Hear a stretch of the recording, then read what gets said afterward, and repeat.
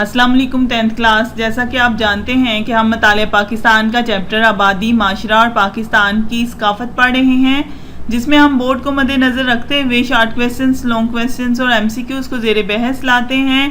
آج کا ہمارا ٹاپک ہے پشتو زبان پر نوٹ لکھیں. یہ آپ کا لانگ کویسچن ہے. پشتو یا پختو پاکستان کے صوبہ خیبر پختونخوا میں بولی جانے والی زبان ہے.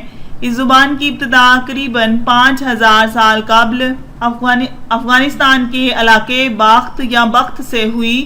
اس زبان کی ابتدا کہاں سے ہوئی؟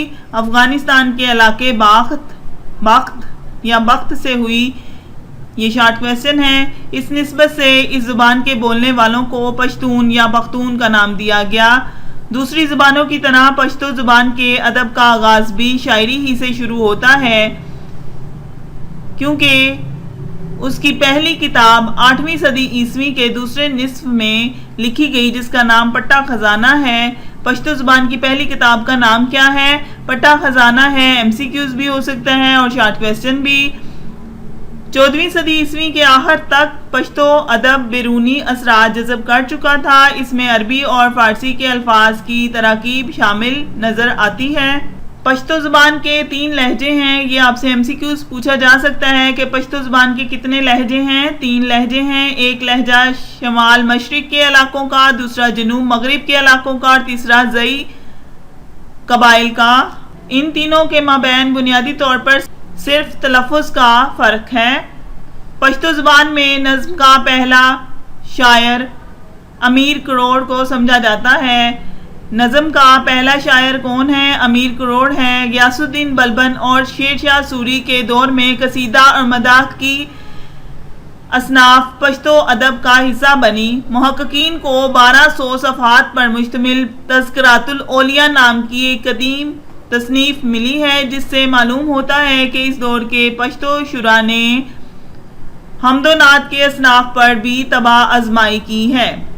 محمود غزنوی کے دور میں سیف اللہ نامی ایک شخص نے باقاعدہ طور پر پشتو کے حروف تہجی تیار کیے. پشتو شاعری میں جو موضوعات ہیں ان میں حریت، غیرت، جنگ وغیرہ شامل ہیں. پشتو شاعری کے موضوعات بیان کریں. حریت، غیرت اور جنگ. یہ شارٹ کویسچن ہے. تصوف کا تذکرہ بھی ملتا ہے. ملامست اس اسلوب کے پیشوا مانے جاتے ہیں. خوشحال خاں خٹک پشتو کے عظیم شاعر ہیں. یہ نام پوچھا جا سکتا ہے آپ سے. یہ صاحب قلم ہونے کے ساتھ ساتھ صاحب سیف بھی تھے.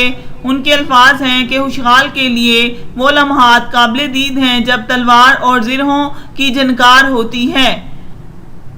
یہ شارٹ کویسچن ہے. خوشحال خاں خٹک کے الفاظ بیان کریں. خوشحال خاں خٹک نے اپنی شاعری میں مختلف شعبہ زندگی کے متعلق لکھا. ان میں عشق مجازی، تصوف، اخلاق، حریت اور بہادری کے موضوعات نمایاں ہیں. خوشحال خاں خٹک کی شاعری میں کون سے موضوعات نمایاں ہیں؟ یہ شارٹ کویسچن ہے. پشتو ادب کے دوسرے بڑے شاعر کا نام رحمان بابا ہے. MCQs ہے رحمان بابا. یہ فقیر صفت شاعر ہمیشہ عشق اور تصوف کی کیفیات میں مگن رہتے تھے اور یہی ان کی شاعری کے موضوعات بھی تھے. ان کے نزدیک عشق ہی کائنات کی تخلیق کا باعث ہے. رحمان بابا کو پشتون معاشرے میں ایک اعلیٰ مقام حاصل ہے.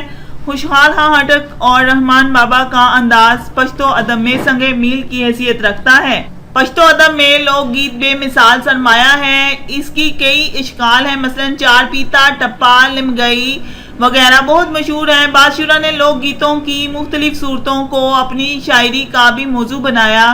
ان شعراء میں نور الدین اور ملا مقصود وغیرہ شامل ہیں. پشتو نثری ادب نے 20ویں صدی میں ترقی کرنا شروع کی اور قیام پاکستان کے بعد اہل قلم نے پشتو لغات، گرامر نویسی، سوان نگاری، افسانہ نویسی، ناول اور ڈرامے لکھنے میں نمایاں کام کیا.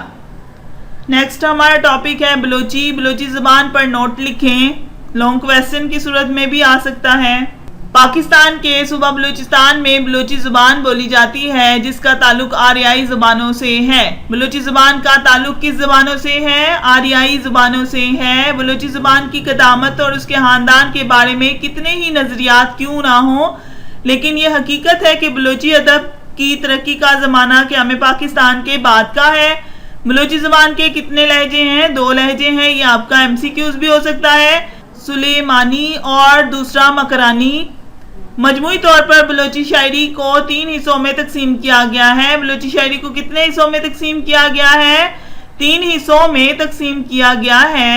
بلوچی شاعری میں زیادہ اہم اور پہلا حصہ رزمیہ شاعری کا ہے۔ اس کے موضوعات میں ہمت، جاہ و جلال، غیرت اور بہادری شامل ہیں۔